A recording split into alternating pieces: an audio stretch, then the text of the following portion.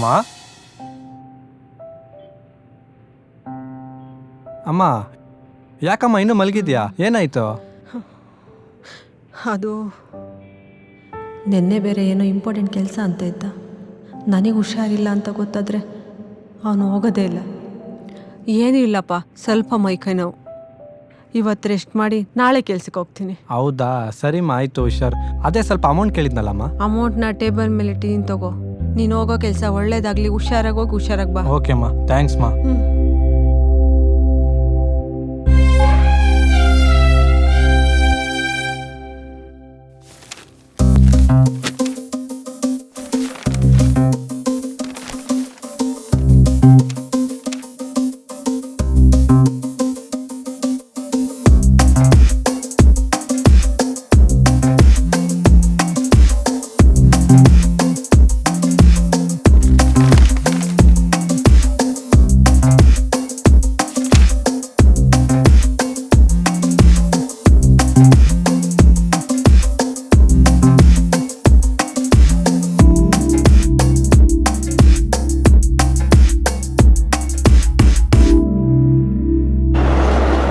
Business plan ಅಂತೂ okay ಆಗಲಿಲ್ಲ.